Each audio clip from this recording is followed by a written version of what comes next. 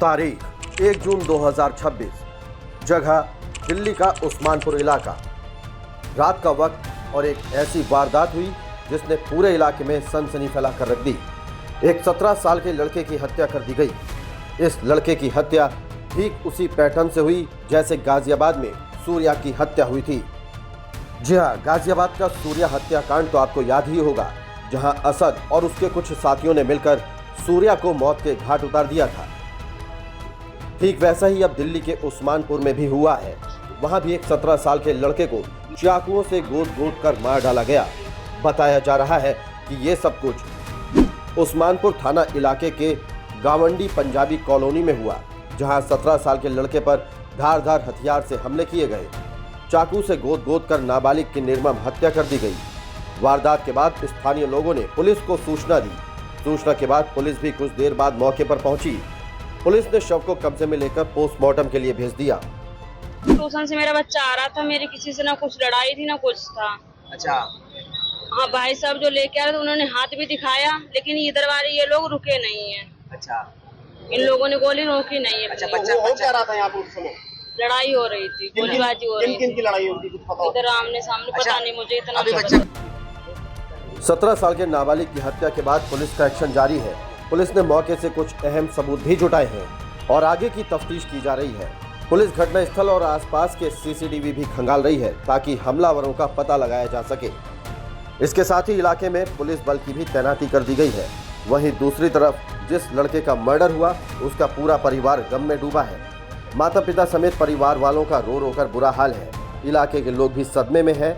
हर किसी के मन में सवाल यही है कि आखिर इतनी बेरहमी से एक लड़के को क्यों मौत के घाट उतार दिया गया। ये तो एक हमारे लिए भी थ्रेट है। आज डे टाइम के अंदर अगर ऐसी चीजें हो रही है और जब आज के दिन हमारे यहाँ पे बाजार भी लगता है, लोगों का आना जाना है, फिर भी 12 से 15 लड़के अगर ये चीज वारदात कर रहे हैं तो यहाँ का एक रहने के लिए हमारा एक डर सा हो चुका है। एक बच्चे के लगी है पैर में, तो जब वो चिल्लाया तो बाहर शोर हुआ, तब बाहर निकल के आया। जब पता चला यहाँ 4 से 5 राउंड गोली चली है और बाइक पे 2 सवार थे, वो चलाते हुए चलाते हुए गए हैं। बाद में मालूम चला कि यहाँ पे धर्मेंद्र जी के ऊपर इनके ऊपर मारने का प्रयास किया गया। वही था। क्राइम का ग्राफ बढ़ता जा रहा है क्योंकि पुस्ते के नीचे ठेके के आसपास ज्यादा रहते हैं। अच्छा, पुस्ते में गोली चली थी और अभी एक। हाँ, ये तो पता लगा था दिन में। अब मुझे पता लगा था, मैं दुकान से ही आया था कि पता लगा कहीं चक्कू मार दिया, मगर ये नहीं पता था कि मैं 4 नंबर गली में रहता हूँ, हमारे पीछे गली में ही मर्डर हो गया। मीडिया रिपोर्ट की माने तो जिस लड़के की हत्या की गई है वो 9वीं क्लास का छात्र है। ऐसा दावा किया जा रहा है कि नाबालिग पर 1 दर्जन से अधिक हमलावरों ने हमला किया। उस पर एक के बाद एक चाकू से कई वार किए और इसी का नतीजा ये रहा कि नाबालिग की मौत हो गई। जिस जघन्य तरीके से ये वारदात हुई है उसके बाद कुछ सवाल ऐसे हैं जिनका उठना लाजमी है। सवाल है कि आखिर नाबालिग की हत्या क्यों हुई? क्या इसके पीछे आपसी रंजिश वजह है या फिर हत्याकांड के पीछे कोई और एंगल है? इस हत्याकांड में कौन कौन शामिल है? पुलिस हमलावरों को कब तक गिरफ्तार करेगी?